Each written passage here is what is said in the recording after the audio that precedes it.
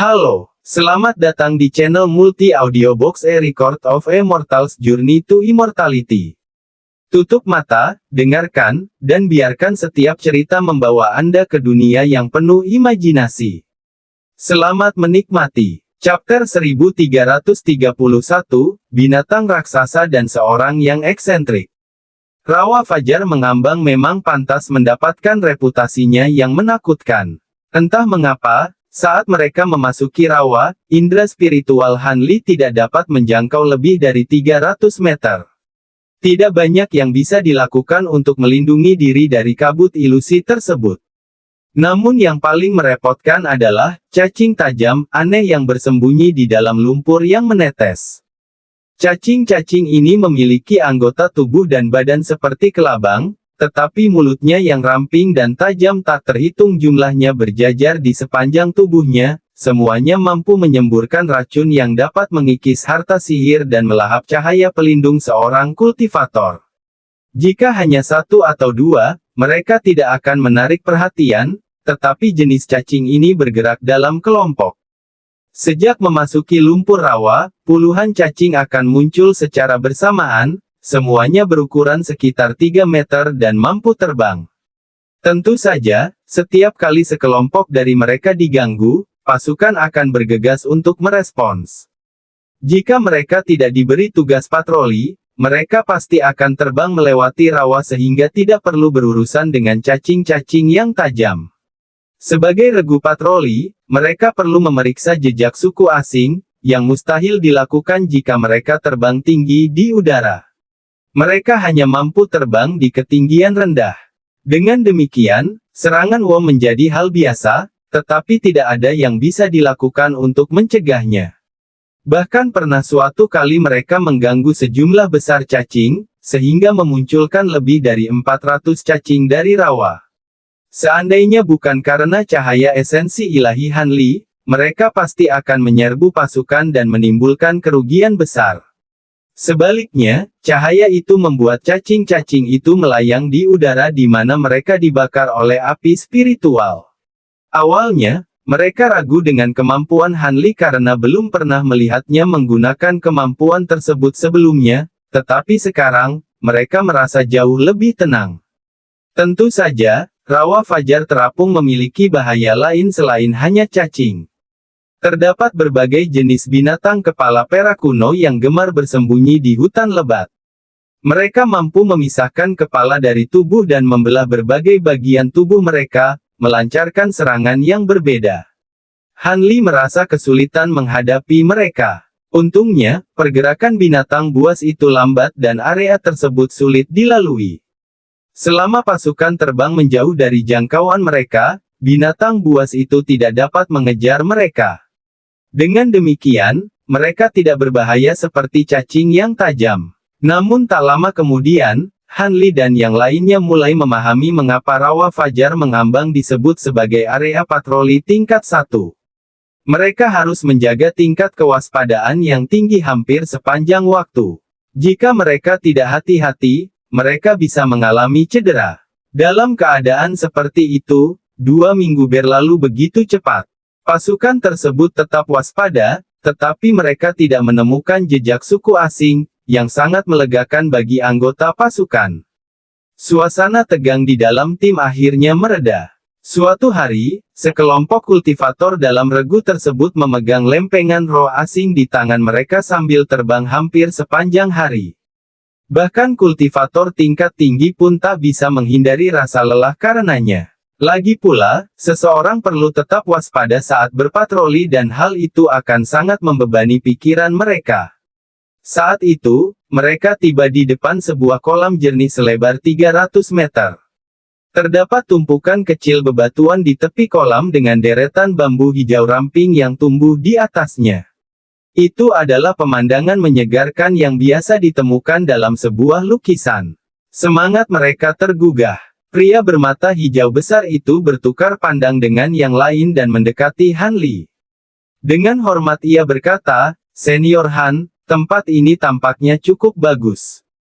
Bagaimana kalau kita beristirahat sejenak sebelum melanjutkan patroli?" "Baiklah, tapi hati-hati. Pertama, Periksa apakah ada sesuatu yang mencurigakan, kata Han Li dengan tenang. Dalam penugasan mereka, Han Li jarang memberi perintah dan menyambut baik usulan-usulan dari pasukan tersebut. Hal ini menyebabkan jarak antara Han Li dan pasukannya tanpa disadari menjadi semakin dekat. Tentu saja, kata pria bermata hijau itu sambil tersenyum. Kemudian dia melambaikan tangan kepada yang lain di belakangnya. Dua pria tua dan sepasang wanita itu dengan cepat berpencar terbang membentuk lingkaran. Tanpa reaksi apapun dari lempeng roh asing, mereka mendarat di dekat bebatuan yang tersebar di dekat kolam dengan lega. Mereka tidak bisa tinggal terlalu lama, jadi mereka hanya mencari tempat yang bersih untuk duduk dan beristirahat. Sebagai kultivator transformasi dewa dan seseorang yang menguasai seni pengembangan agung, patroli itu tidak terlalu membebani pikirannya. Karena itu, dia tidak bergabung dengan mereka, dan hanya berjalan-jalan santai di sekitar kolam sambil melihat sekeliling. Kolam itu tidak terlalu dalam, tetapi airnya sangat jernih. Di dalam air berenang seekor ikan perak seukuran jari yang tampak tidak berbahaya. Han Li mengerutkan kening ketika melihat ini dan tanpa sadar mengangkat kepalanya dan menoleh untuk melihat selusin batang bambu itu. Beberapa hembusan angin terdengar di dekatnya, tetapi tidak menimbulkan banyak suara, sehingga menambah suasana yang tenang. Para kultivator regu itu duduk di tepi air atau di samping hutan bambu, semuanya diam. Han Li kemudian mengalihkan pandangannya ke permukaan air yang seperti cermin dan bergumam pada dirinya sendiri sejenak. Matanya menyipit sesaat. Dia perlahan berbalik dan mengangkat kakinya ke arah hutan bambu. Namun dalam sekejap itu, Han Li menjentikkan jarinya yang tersembunyi di dalam lengan bajunya. Lampu merah berkedip dan 10 garis merah menancap ke tanah. Semua ini terjadi secara diam-diam dan tanpa jejak. Ketika Han Li perlahan berjalan menuju hutan bambu, dia berhenti di depannya dan memandanginya dengan tatapan tenang. Tindakan ini tampak agak aneh. Pemuda bermarga Yin dan wanita bermarga Su tak kuasa menahan diri untuk tidak membuka mata ketika menyadari tindakan aneh ini dan saling bertukar pandangan dengan tatapan aneh. Namun, Han Li mengabaikan mereka dan tatapannya segera menjadi sedingin es. Dia membuka mulutnya. Cahaya keemasan melesat keluar dan menerobos hutan hijau dalam kilatan petir.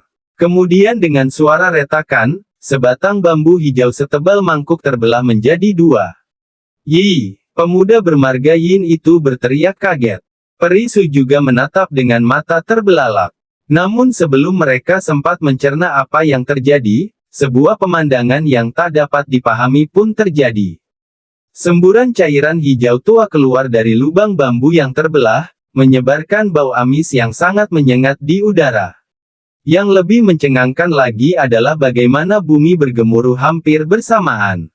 Raungan yang menyakitkan mengguncang tanah dan bambu hijau bergetar, berubah menjadi tentakel tebal seperti rambut dan menyerang Han Li dengan ganas. Seolah-olah dia bisa membiarkan serangan sesederhana itu mengenainya. Dia menghilang dalam sekejap dan muncul di atas air, menatap dingin ke arah tentakel-tentakel yang menari-nari menyerangnya. Para kultivator yang sedang beristirahat di dekatnya terkejut oleh perubahan mendadak ini dan langsung melompat ke udara karena panik. Mereka bahkan melepaskan beberapa senjata tajam mereka untuk menyerang tentakel tersebut. Ketika mereka melihat Han Li memotong salah satu tentakelnya, mereka tanpa sadar menganggap tindakan itu enteng. Namun, mereka sama sekali tidak menyangka tentakel itu akan mengeluarkan bunyi dentingan logam aneh saat mengenai sasaran, dan dengan mudah menangkis senjata-senjata tersebut. Dalam keheranan para kultivator lainnya, mereka juga berpikir untuk menyerang ketika batu-batu abu-abu di tepi kolam tiba-tiba berubah menjadi hitam. Batu-batu yang berserakan itu saling berpilin membentuk sisik hitam seukuran tengkorak. Itu adalah sisik dari seekor binatang purba yang sangat besar. Makhluk itu tampak bulat, tetapi hidung dan mulutnya tidak terlihat. Namun, ada tentakel tipis di punggungnya yang panjangnya lebih dari 30 meter. Tampaknya ia bersembunyi di dekat kolam. Bambu itu adalah transformasi dari dagingnya. Para kultivator tampaknya sedang beristirahat di permukaan makhluk itu. Makhluk itu menggunakan semacam kemampuan yang tidak diketahui untuk menyembunyikan dirinya bukan hanya dari indera spiritual mereka, tetapi juga dari lempeng roh asing mereka. "Serang!" teriak Han Li dari udara. Para kultivator merasakan hati mereka bergetar dan mereka segera melepaskan harta karun mereka. Untuk sesaat, cahaya berbagai warna bersinar di udara dan menelan binatang buas raksasa itu dalam sebuah arus. Makhluk purba itu tidak berniat melarikan diri. Sebaliknya, tentakel di punggungnya bergerak cepat, berubah menjadi gumpalan cahaya abu-abu, menghalangi serangan ke tubuhnya. Setiap kali tentakel memblokir serangan, ledakan gemuruh terdengar dan tentakel itu dengan ganas memblokir harta karun magis.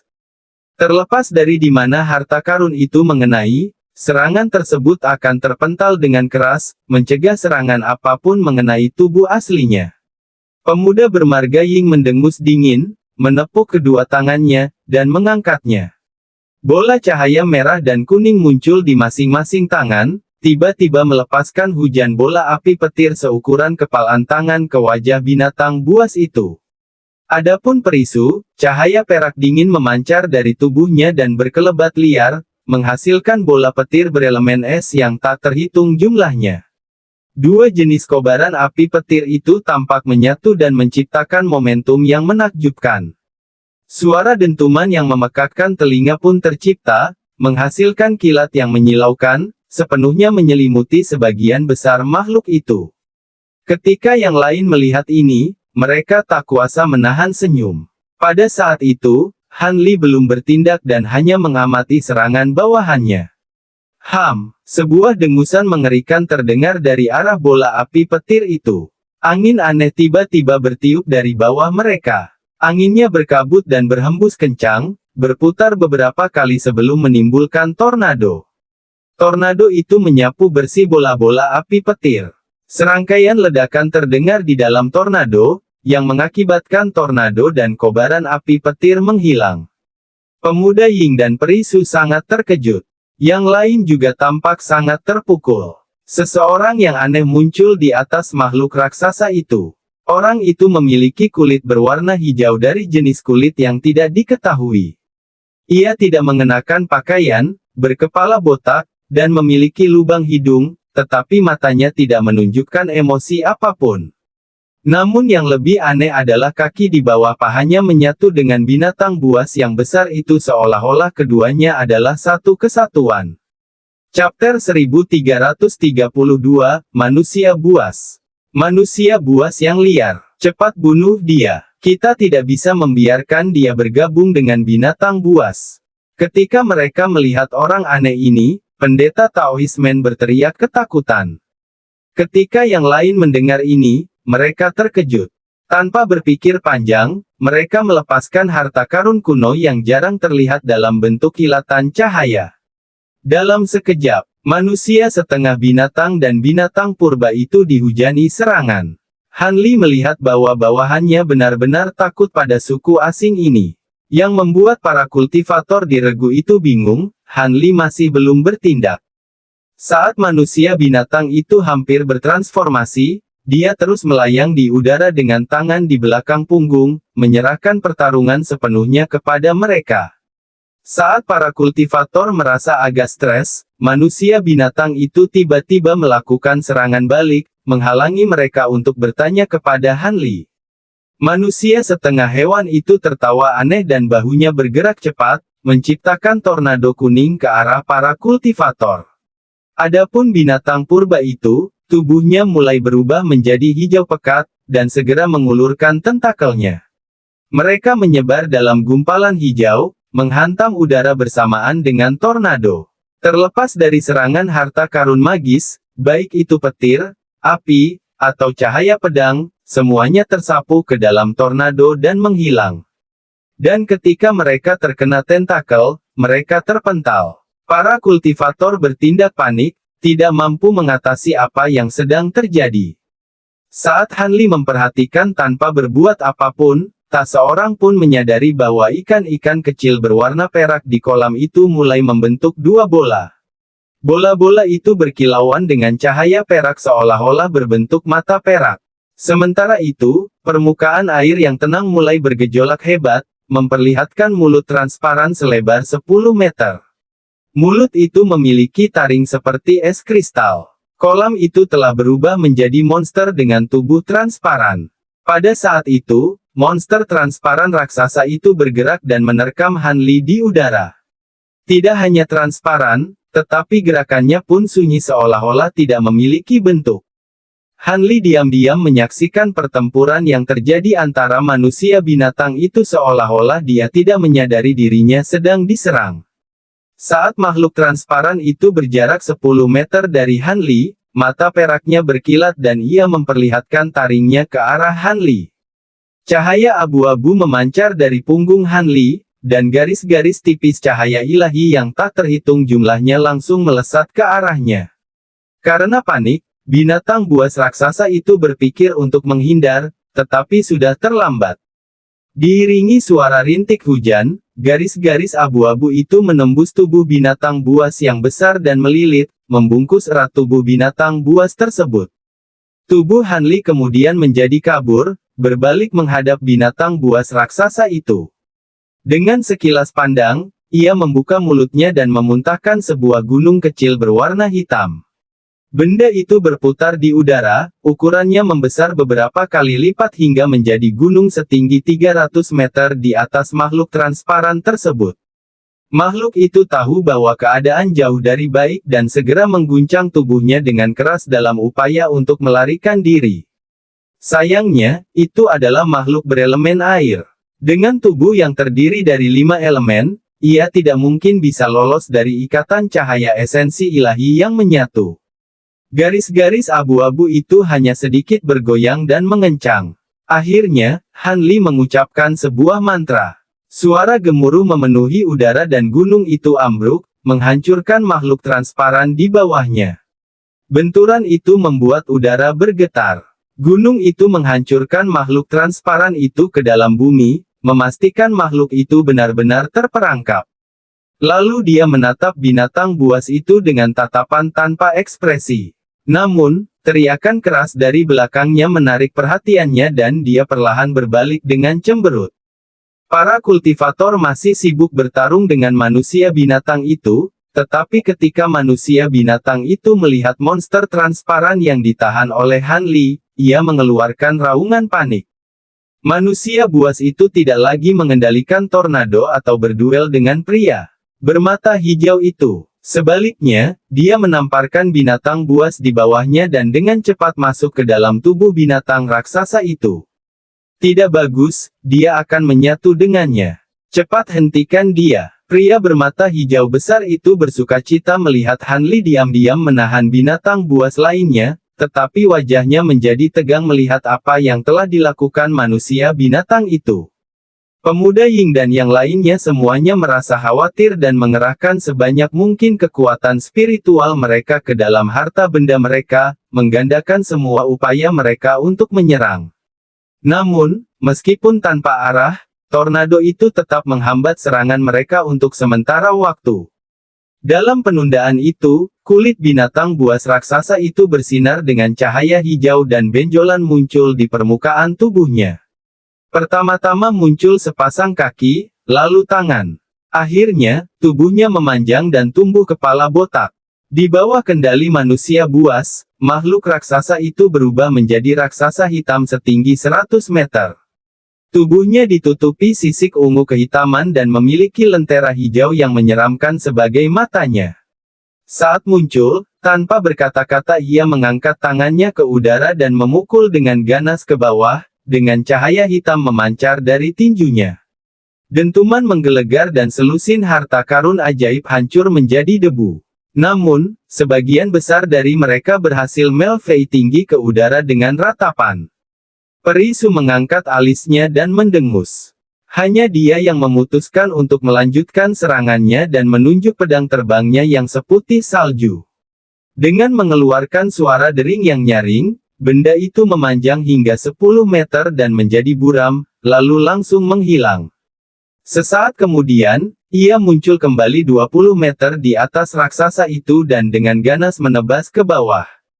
Dia sebenarnya berencana memenggal kepala raksasa itu sendirian.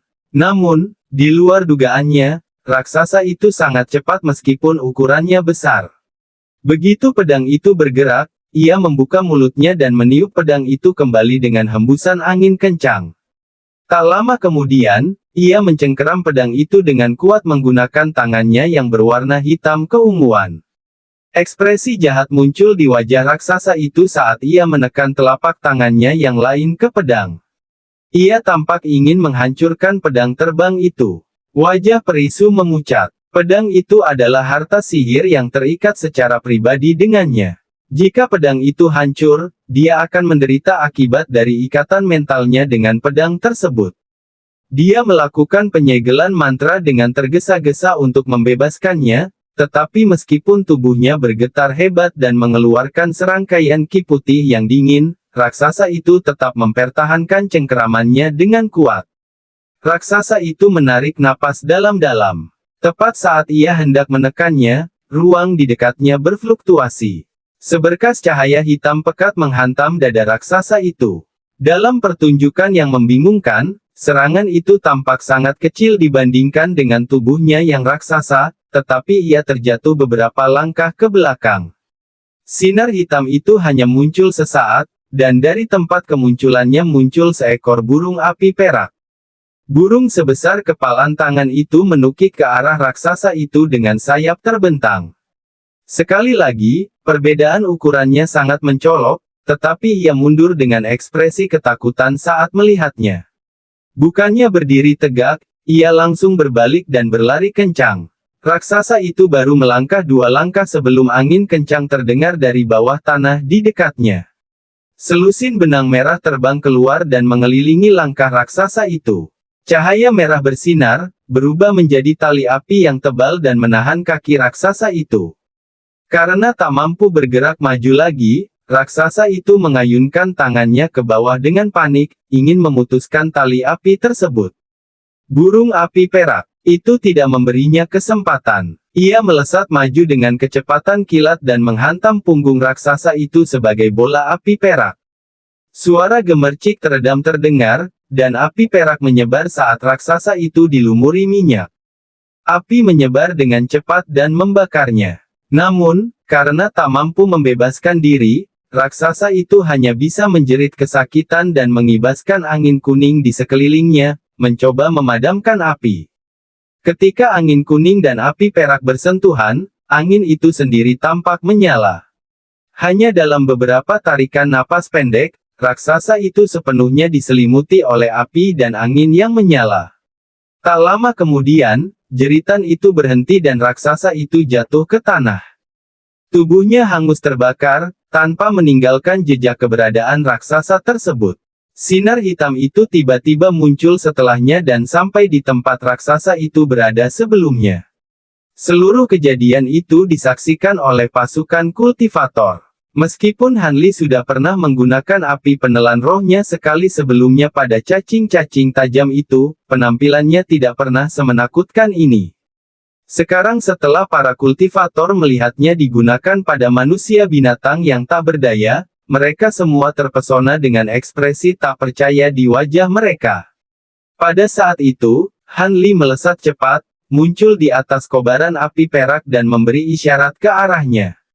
Api perak itu tiba-tiba mengembun menjadi bola dan kembali kepadanya dalam bentuk burung api. Adapun tali api, mereka kembali ke lengan bajunya dalam bentuk benang merah. Hanli mengarahkan pandangannya ke makhluk transparan yang ditekan oleh gunung penyatuan esensi ilahi, dan berkata, bawa kembali manusia buas itu dan minta aula roh asing untuk menanganinya saat kita kembali ke kota. Baik, Junior Ma akan segera mengambilnya. Jantung pria bermata hijau besar itu bergetar dan dia mengiyakan perintah tersebut. Kemudian dengan lambaian tangannya, dia mengeluarkan sebuah labu putih. Labu itu dihiasi dengan banyak rune perak. Ini adalah alat magis yang sangat halus yang dimaksudkan untuk menahan makhluk asing sementara waktu. Terlepas dari suku atau berbagai kemampuan mereka, selama mereka belum mencapai tingkatan roh sejati, mereka dapat ditangkap oleh labu tersebut. Tentu saja, manusia buas itu kini telah kehilangan kekuatannya dan benar-benar tak bergerak. Ia tidak lagi memberikan perlawanan. Chapter 1333, Pasar Surga Terdalam. Ketika pria bermata hijau itu tiba di dekat Gunung Esensefus, dia mengulurkan labu itu kepada makhluk transparan yang berada di bawahnya. Dengan lemparan ringan, labu itu menyemburkan kabut perak ke udara, dan kabut itu berputar mengelilingi gunung besar tersebut. Tiba-tiba, kabut itu berubah menjadi aksara perak raksasa, memasuki tubuh binatang buas itu dalam sekejap. Saat cahaya perak menyelimuti seluruh monster itu, wujudnya dengan cepat menyusut hingga sebesar kepalan tangan. Namun anehnya, Gunung Esensefus menyusut dengan kecepatan yang sama dengan makhluk transparan itu, sehingga makhluk itu tidak memiliki kesempatan untuk melarikan diri. Labu itu kemudian melepaskan gelombang kabut perak lain yang menyelimuti makhluk yang menyusut itu. Sementara itu, Han Li menunjuk dari kejauhan dan gunung hitam kecil itu perlahan naik ke udara, memungkinkan binatang buas itu terserap ke dalam labu. Pria bermata hijau itu buru-buru menutup labu itu dan menempelkan jimat emas di atasnya, akhirnya menghela napas lega. Yang lain sudah menarik kembali alat sihir mereka dan mendarat di tanah. Tetapi ketika mereka memandang Han Li, pandangan mereka berubah menjadi rasa hormat yang baru. Pertempuran baru-baru ini dengan jelas menunjukkan bahwa pemimpin regu mereka memiliki kemampuan yang luar biasa mendalam. Dia sama sekali bukan kultivator tahap transformasi dewa biasa. Meskipun mereka sangat gembira, mereka juga merasakan kekaguman. Luangkan waktu sejenak untuk beristirahat sebelum kita melanjutkan. Setelah mengambil kembali kendali atas gunung itu, dia hanya memberi perintah singkat kepada pasukan. Dia berjalan dengan acuh tak acuh ke samping dan duduk dengan mata tertutup. Tentu saja, tak seorang pun dari mereka yang keberatan. Mereka pun berpencar dan beristirahat sejenak untuk memulihkan kekuatan sihir mereka. Namun, Perisu tetap berdiri.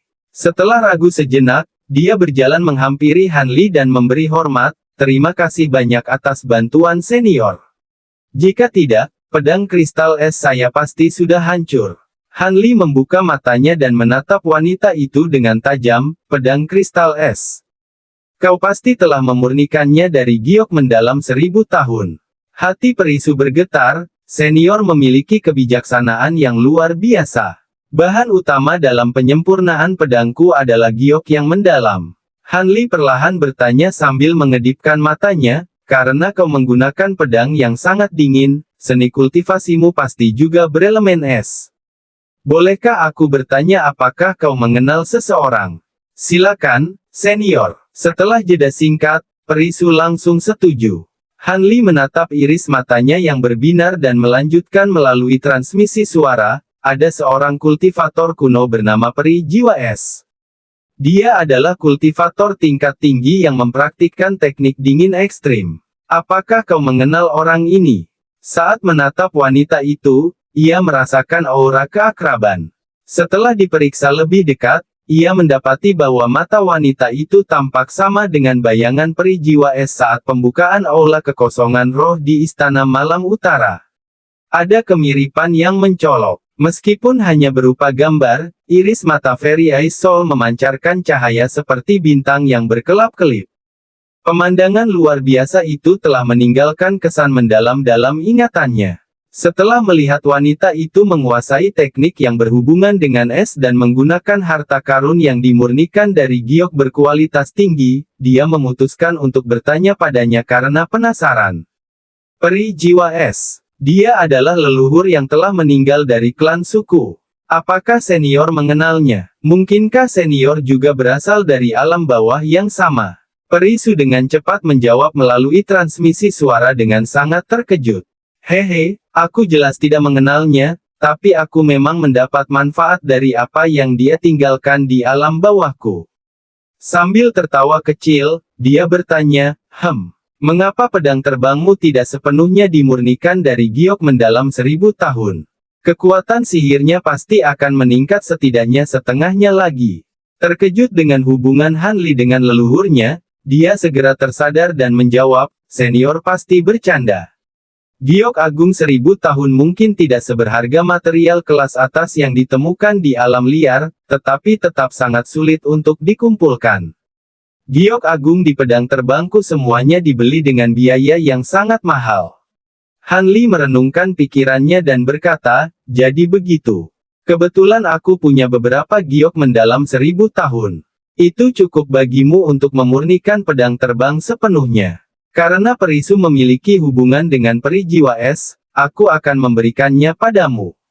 Ini bisa dianggap sebagai balasan budi. Dia menggesekkan tangannya melalui gelang penyimpanannya dan memunculkan kotak giok sepanjang 1 kaki ke tangannya sebelum menyerahkannya kepada Perisu. Terima kasih banyak, Pak. Wanita itu tampak sangat gembira dan buru-buru mengucapkan terima kasih. Dan ketika dia membuka kotak itu, dia terkejut. Terdapat 4 bongkahan batu putih seukuran kepalan tangan, masing-masing memancarkan cahaya putih seperti gletser. Tidak hanya cukup batu giok berkualitas tinggi untuk memurnikan pedang terbang, tetapi juga cukup untuk membuat harta karun magis. Tatapan berapi-api terpancar dari mata wanita itu dan dia memberi hormat dalam-dalam kepada Han Li setelah menyimpan kotak itu. Han Li melambaikan tangannya dengan santai dan melanjutkan meditasinya. Baik itu kuali kekosongan surga, intisari gletser, atau api gletser, semuanya tampaknya sangat terkait dengan jiwa esperi. Karena ia telah memperoleh banyak manfaat dari mereka di masa lalu, membantu salah satu keturunannya telah meringankan beban hutangnya, sehingga ia tidak perlu terlalu khawatir saat menghadapi iblis batinnya di masa mendatang. Setelah mendapatkan harta berharga ini, dia dengan bijaksana berhenti mengganggu Han Li dan pergi dengan tenang. Yang lain tentu saja memperhatikan tindakan Han Li terhadap wanita itu dari kejauhan. Melihat kegembiraannya yang jelas terhadap kotak giok itu, yang sangat berbeda dari sikapnya yang biasanya tenang, banyak orang menjadi penasaran, tetapi tidak ada yang cukup bodoh untuk bertanya langsung kepada mereka. Sekitar 6 jam kemudian, Han Li memberi perintah dan mereka pun berangkat. Sepanjang perjalanan selanjutnya, mereka tidak menemukan suku asing lainnya. Setelah menyelesaikan rute patroli mereka tiba di titik yang telah ditentukan dan menunggu kedatangan kapal Istana Emas. Pasukan tersebut kemudian dibawa kembali ke Deep Haven City dalam 2 gelombang. Dalam pertemuan mereka menangkap seekor binatang buas yang dijinakkan oleh manusia buas. Ketika mereka menyerahkannya ke balai roh asing, mereka memperoleh hadiah yang signifikan. Sesuai aturan, ada masa istirahat setengah tahun setelah setiap patroli dan mereka menyelesaikan tugas patroli setelah jangka waktu 10 tahun. Setelah itu, area dan rute patroli akan berubah. Karena Han Li menyelesaikan patroli sendirian untuk pertama kalinya, dia diberi hadiah pil pembersih bumi dan dia segera meminumnya. Tak lama kemudian, pasukan kecil itu kembali ke aula dan berpisah. Para kultivator mengucapkan selamat tinggal kepada Han Li sebelum pergi. Tepat sebelum Perisu pergi, dia berkata, Senior Han, dalam 2 hari lagi, akan ada lelang 3 tahunan untuk barang-barang yang ditemukan di hutan belantara. Anda mungkin ingin melihatnya. Han Li mengangkat alisnya dan bertanya, barang-barang dari hutan belantara. Apakah kau juga tertarik? Senior pasti bercanda. Seseorang harus berada di tahap transformasi dewa untuk dapat berpartisipasi. Karena aku hanyalah kultivator Naschen Soul yang remeh, aku tidak memenuhi syarat. Selain itu, setiap barang dilelang dengan harga yang luar biasa mahal. Itu bukan sesuatu yang mampu kubeli. Mungkin kau bisa beruntung, ucapnya sambil tertawa kecut. Terima kasih sudah memberitahuku, sesama Taois. Aku pasti akan memeriksanya, kata Han Li dengan nada netral. Melihat bahwa Han Li menerima saran ramahnya, dia dengan hormat mengucapkan selamat tinggal. Han Li melirik punggungnya dan tanpa sadar menyipitkan matanya. Sejujurnya, bahkan jika wanita itu tidak menyebutkan adanya lelang, dia tidak berniat untuk segera meninggalkan kota. Sejak tiba di alam roh, dia belum memiliki kesempatan untuk mendapatkan formula pil dan obat-obatan yang sesuai. Awalnya dia berencana melakukannya setelah menyelesaikan patroli. Karena sekarang ada lelang, dia bisa sekalian melihat-lihat di sepanjang jalan. Lagi pula, dia sudah mengetahui reputasi yang tak terbayangkan tentang barang-barang dari hutan belantara. Dengan pemikiran itu, Han Li dengan tenang meninggalkan pagoda batu besar tersebut dan terbang ke lokasi pasar seperti yang tertera di petanya. Pasar kota surga dalam sangatlah besar. Di sana terdapat hampir semua material langka dari 3 alam manusia dan 7 alam iblis. Kemunculan benda-benda khas alam liar secara sesekali memicu aktivitas yang lebih besar lagi. Baik petugas keamanan kota maupun orang luar bebas berkeliaran di pasar. Namun yang paling mencengangkan adalah penghalang cahaya raksasa yang memisahkan klan manusia dan iblis, membagi mereka menjadi 2 wilayah. Di jantung kota, terdapat sebuah aula besar yang mengarah ke area tempat manusia dan iblis dapat memperdagangkan material atau barang-barang dari alam liar. Lagi pula, ada benda-benda yang tidak berguna bagi manusia maupun iblis, tetapi mungkin berharga bagi dunia lain. Adapun lelangnya, itu akan berlangsung di ruangan samping di aula. Dengan cepat, Han Li mendarat di sebuah jalan di pasar, di sebelah toko obat, dan dengan santai masuk ke dalam. Pak, Anda mencari apa? Meskipun toko saya kecil, saya punya banyak obat-obatan. Toko itu tidak besar. Ada seorang pemilik toko parubaya tahap pembentukan inti dan 2 pelayan tahap pendirian fondasi. Tidak ada tamu lain. Ketika mereka melihat Han Li masuk dengan baju zirah biru tua miliknya, pemilik toko tersenyum dan berdiri untuk menyambut mereka. Apakah ada ramuan pil dan obat-obatan spiritual yang dapat meningkatkan kultivasi seseorang? Tanya Han Li terus terang. Untuk kultivator transformasi dewa, saya punya 2 formula pil, tetapi banyak bahan yang dibutuhkan terlalu berharga untuk disimpan di toko saya. Ketika pemilik toko mendengar ada bisnis, semangatnya bangkit. Han Li mengerutkan kening dan berkata, "Oh, kalau begitu silakan keluarkan formula pilnya. Aku akan memeriksanya." "Baik, mohon tunggu sebentar, Tuan. Saya akan segera menyiapkannya," kata pemilik toko dengan hormat. Kemudian ia memberi perintah kepada seorang pelayan dan buru-buru mempersilakan Han Li duduk dan memberinya teh. Setelah itu, ia menuju ke bagian belakang toko. Chapter 1334, Pil Giok Jernih. Han Li merasa gembira karena bisa mendapatkan barang-barang yang diinginkannya dengan mudah. Dia duduk di kursi bambu sederhana dan menyesap teh spiritual dengan santai. Beberapa saat kemudian, pemilik toko parubaya itu kembali dengan sebuah gelang penyimpanan. Ketika tiba di depan Han Li, dia mengayunkan tangannya melewati gelang penyimpanan dan mengeluarkan selembar giok putih dan biru. Kemudian dia mengeluarkan berbagai macam kotak dan botol, meletakkannya di sisi meja. Kemudian dia berdiri di sana dengan hormat dan menunggu. Han Li mengarahkan pandangannya dan memanggil kedua lembaran giok itu ke tangannya sebelum membenamkan indera spiritualnya ke dalamnya.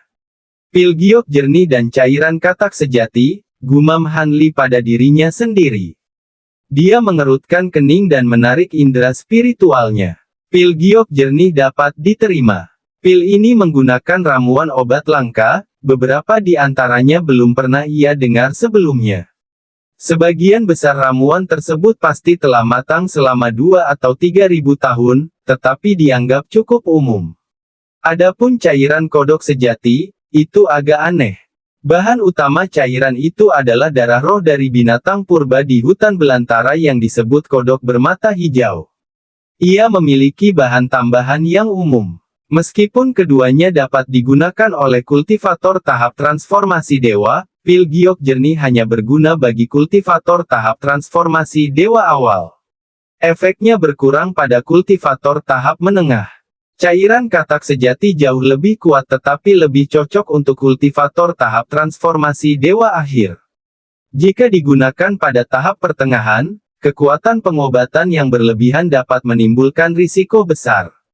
Dengan mata terpejam, ia mulai memikirkan penggunaan, penyempurnaan, dan takaran obat tersebut. Kemudian ia membuka matanya dan memeriksa kotak-kotak serta obat-obatan di atas meja. Seperti yang dikatakan oleh pemilik toko Paruhbaya itu, ia kekurangan sekitar setengah dari bahan yang dibutuhkan untuk membuat obat-obatan. Darah roh katak itu jelas tidak ada. Han Li mengelus dagunya dan bertanya, apakah bahan-bahan yang hilang itu sesuatu yang bisa kubeli di toko lain? Karena katak bermata biru sejati adalah binatang purba dari hutan belantara, seharusnya sulit untuk menemukannya. Bahan-bahan yang dibutuhkan untuk pil giok jernih sebenarnya tidak memerlukan obat-obatan dengan tingkat kematangan yang tepat. Pil ini dapat dimurnikan bahkan dengan tanaman yang lebih muda, tetapi efeknya akan kurang. Bahan-bahan tersebut dapat diperoleh selama senior memiliki cukup batu spiritual. Adapun darah spiritual katak, itu adalah bahan yang benar-benar langka.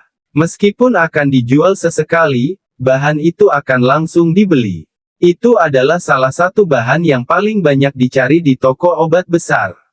Tidak akan mudah bagi senior untuk memperoleh barang ini. Namun, akan segera ada lelang di mana barang itu mungkin akan dijual. Jadi begitulah, aku menginginkan barang-barang itu. Setelah berpikir sejenak, Han Li mengangguk. Terima kasih banyak atas bisnis Anda, Pak. Akan saya berikan tagihannya. 2 pil formula harganya 100.000 batu spiritual, 3 tangkai ramuan emas berusia 5.000 tahun harganya. Sambil tersenyum, pemilik toko buru-buru berbicara dan mulai menyebutkan harga barang-barang di atas meja. Han Li hanya menyipitkan matanya sambil mendengarkan, tanpa menunjukkan ekspresi apapun di wajahnya. Setelah menghabiskan secangkir teh, Han Li dengan tenang meninggalkan toko obat dan memasuki toko lain di dekatnya. Oleh karena itu, ia mulai berjalan-jalan ke semua toko obat di dekatnya seolah-olah berencana mengunjungi semua toko obat di jalan itu.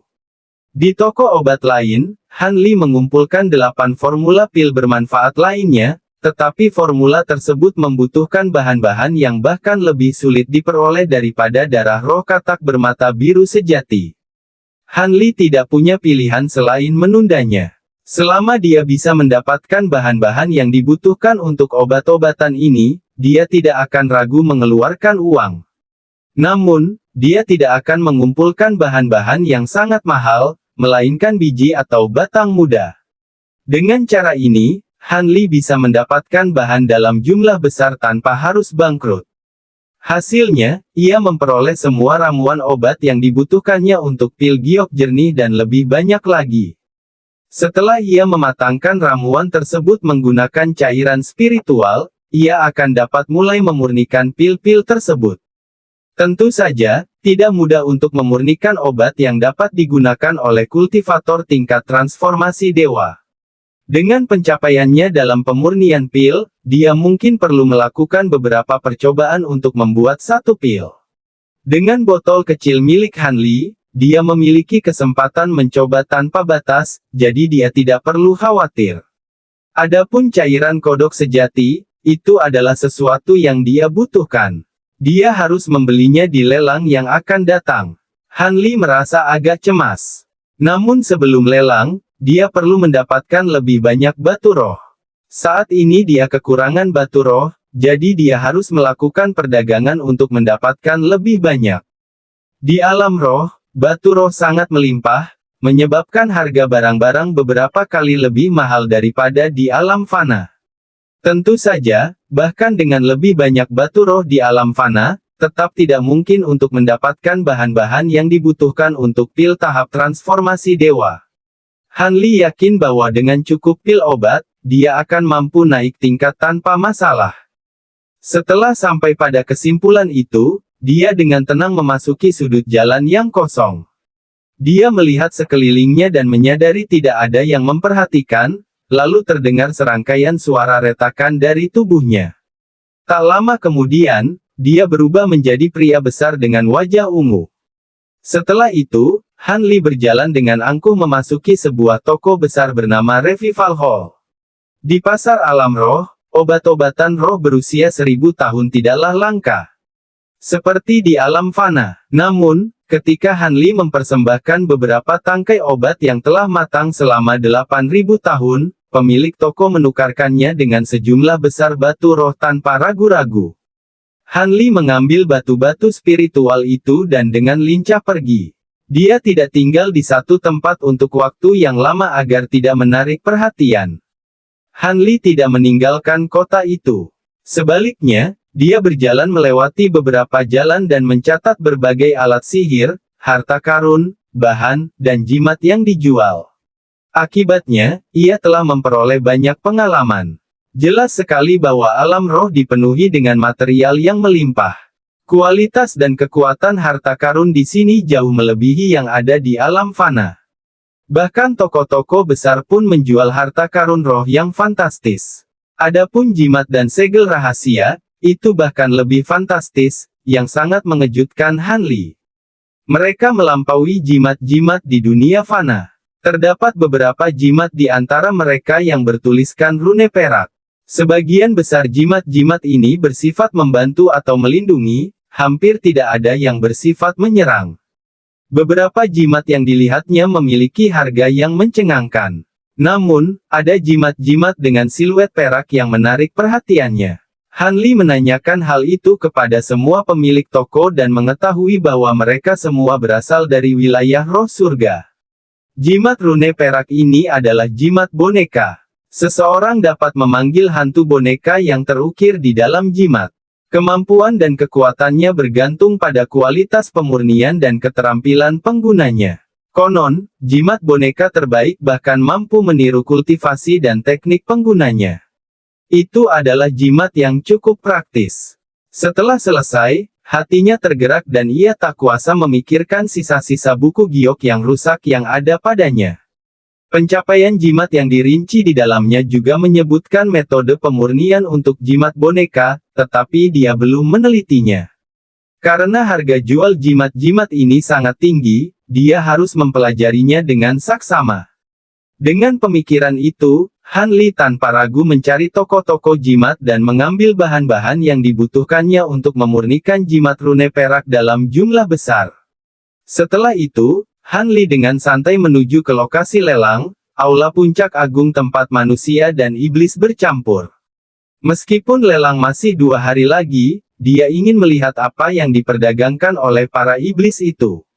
Lagi pula, klan iblis tidak pernah berpartisipasi dalam lelang manusia. Untuk mencegah terjadinya bentrokan di aula di tengah aktivitas bisnis, para kultivator manusia yang ingin berdagang perlu membawa liontin giok seukuran telapak tangan. Selama liontin giok itu berada di tubuh mereka, liontin itu akan langsung menyelimuti mereka dalam kabut putih dan juga akan membatasi kultivasi penggunanya. Selain itu, jika siapapun di aula menggunakan kekuatan sihir mereka, formasi besar di aula tidak hanya akan membatasi kemampuan mereka, tetapi juga akan memindahkan mereka keluar. Mereka tidak akan bisa masuk untuk waktu yang singkat.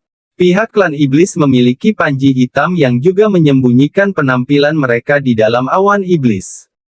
Selain itu, terdapat 4 penjaga emas tahap penempaan spasial dari kedua ras yang berjaga. Terdapat juga 10 penjaga biru tua yang menjaga ketertiban di kedua sisi. Kekuatan seperti itu secara alami mencegah terjadinya hal-hal yang tidak diinginkan. Untuk masuk, Hanli harus membayar sejumlah besar batu spiritual. Dia mengambil liontin giok dari penjaga dan memakainya di pinggangnya, menghasilkan kabut putih di sekitar mereka. Kemudian dia berjalan menyusuri koridor panjang dan melewati gerbang besar. Hasilnya, ia tiba di sebuah aula besar yang panjangnya lebih dari 1 kilometer dengan pintu yang persis sama di sisi lainnya. Terdapat lebih dari 100 bola kabut berwarna putih dan hitam di aula, masing-masing mewakili manusia atau iblis. Ada 30 orang yang duduk bersila di tanah dengan beberapa barang terbentang di depan mereka. Mereka semua diam. Sebagian besar orang berdiri di dekat kios pedagang, dengan saksama memeriksa barang-barang, atau berdiskusi pelan dengan para pedagang. Terkadang juga terlihat sosok-sosok samar di aula. Dari waktu ke waktu, ada orang yang bersembunyi di sudut dan melakukan diskusi rahasia mereka di sana. Han Li berdiri di tempatnya dan mengamati sekelilingnya. Kemudian tanpa berkata-kata, dia berjalan ke kios pedagang terdekat. Penjual itu tersembunyi di dalam kabut perak, yang menunjukkan bahwa dia adalah manusia. Di hadapannya diletakkan dua benda aneh. Salah satunya berwarna hijau pucat dan menyerupai ranting. Yang lainnya adalah batu merah tua berkilauan seukuran kepalan tangan. Chapter 1335, Petir Mengubah Kayu. Han Li dengan rasa ingin tahu mengamati barang-barang yang dipajang dan mengarahkan indera spiritualnya ke arah barang-barang tersebut. Ranting itu memiliki ki spiritual kayu yang sangat tipis, tetapi juga memiliki kekuatan dahsyat yang berunsur petir, seolah-olah terbentuk dari petir. Dia takjub dengan keberadaannya. Hal ini langsung mengingatkannya pada bambu petir surga. Namun, bahkan bambu petir emas berusia 10.000 tahun pun tidak memiliki kekuatan petir yang begitu dahsyat. Petir pembasmi iblis ilahi miliknya biasanya terkendali dengan baik. Adapun permata merah tua itu, ia mengeluarkan bau amis seolah-olah itu adalah inti terdalam dari seekor binatang buas, tetapi dia tidak bisa mengetahui asal-usulnya. Han Li memperhatikan hal itu dengan sedikit minat, tetapi setelah beberapa saat, dia diam-diam pergi ke stan pedagang lain. Kemudian dia tiba di tempat penjual iblis dengan bongkahan biji hitam seukuran kepala yang mengeluarkan hawa dingin.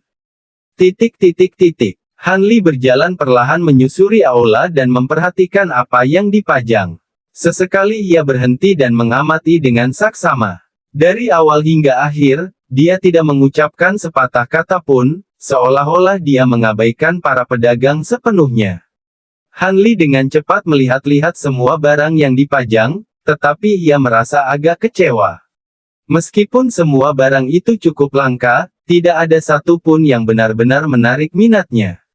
Meskipun barang-barang ini berasal dari alam liar, ada beberapa barang yang tidak dikenal dan hanya akan berguna bagi sebagian kecil orang saja. Han Li mengamati sekelilingnya. Saat ia sedang mempertimbangkan apakah harus meninggalkan aula, tiba-tiba ia mendengar langkah kaki di belakangnya. Kabut putih di sekelilingnya menjadi kabur dan dia tiba-tiba berbalik. Langkah kaki itu kemudian berhenti seolah terkejut dengan reaksi cepat Han Li. Orang itu adalah kultivator iblis karena tubuhnya diselimuti ki hitam. Ia memiliki tubuh ramping dan sedang mengamati Han Li. Mereka berdua disembunyikan dengan teknik rahasia. Selain siluet samar, tidak ada yang bisa terlihat. Apakah ada sesuatu yang kau inginkan dariku? Tanya Han Li dengan tenang. Apakah Anda tidak menemukan barang yang sesuai, saudara Taois?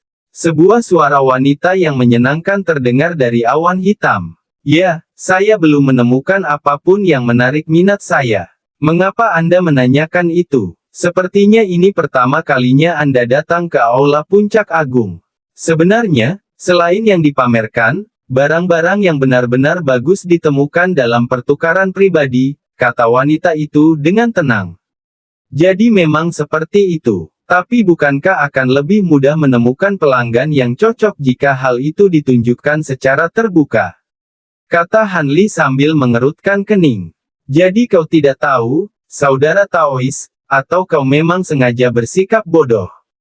Bahkan dengan liontin dan panji penyamaran, masih mudah untuk membedakan satu sama lain. Lagi pula, beberapa barang cukup provokatif jadi sebaiknya jangan sampai terlalu banyak orang yang mengetahuinya. Baiklah, cukup untuk sekarang. Apakah kau punya barang yang ingin kau tukar? Ketidaksabaran wanita itu tampak semakin dingin. Selama barang yang kau miliki bagus, aku bersedia berdagang. Namun, aku harus bertanya mengapa kau mencariku, kata Han Li. Ini cukup sederhana, kata wanita itu dengan nada acuh tak acuh, aku bisa tahu bahwa kau kemungkinan besar adalah orang baru di kota surga dalam saat kau memeriksa barang-barang pedagang dengan saksama. Meskipun kultivasi kita terbatas, setelah diperiksa lebih dekat, aku bisa tahu bahwa kau kemungkinan besar adalah kultivator tahap transformasi dewa. Kau adalah orang yang cocok untuk berdagang denganku, dan kau bukan orang pertama yang kucari. Katakan padaku apa yang kau miliki yang cocok untuk iblis. Selain beberapa barangku sendiri, aku juga dipercayakan beberapa barang oleh rekan-rekanku. Itulah mengapa kau mengeluarkan semua barang bagusmu. Ketika Hanli mendengar ini, dia tersenyum. Aku memang punya beberapa barang yang cocok untuk iblis. Tapi bolehkah aku melihat barang-barangmu dulu? Wanita itu tertawa dingin. Aku punya obat-obatan spiritual, bahan-bahan, beberapa harta sihir manusia, dan harta karun kuno. Apa yang kau inginkan? Mata Hanli berkelana sejenak dan dia bertanya, saya tidak membutuhkan barang jadi, tetapi saya tertarik pada bahan-bahannya. Apakah Anda memiliki darah roh katak sejati? Saya membutuhkannya. Wanita itu berhenti sejenak dan langsung menggelengkan kepalanya, darah roh katak sejati. Hehe, kau memang tahu cara memilihnya. Cairan katak sejati tidak hanya berguna bagi manusia tetapi juga bagi iblis. Tidak akan ada yang menjualnya di Aula Puncak Agung. Jika memang begitu, apakah Anda memiliki rumput emas berusia 5.000 tahun dan... Hanli tidak mempedulikan nada mengejek wanita itu dan segera menyebutkan bahan-bahan lain yang kurang dalam formula pilnya. Saat mendengar ucapan Hanli, wajahnya berubah muram. Setelah Hanli selesai berbicara, dia berkata dengan sedih, jangan menipu diri sendiri. Bahan-bahan itu untuk pil peningkatan kultivasi. Semuanya ditemukan di alam liar, jadi klan iblis kita juga kekurangan bahan-bahan itu. Kita pasti tidak akan memperdagangkannya kepada manusia. Hanli tidak kecewa dengan kata-katanya dan dengan tenang mengusulkan, tidak perlu khawatir. Aku bahkan tidak membutuhkan tahun panen yang tepat untuk tanaman herbal itu. Bibit dan biji pun tidak apa-apa. Aku bahkan bersedia menukarnya dengan harga pokok.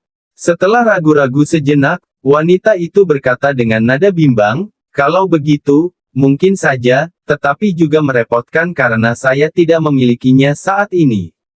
Coba saya lihat apa yang Anda punya. Asalkan kau bisa mengumpulkannya, aku akan berdagang denganmu lain kali aku ke sini, kata Hanli dengan nada gembira.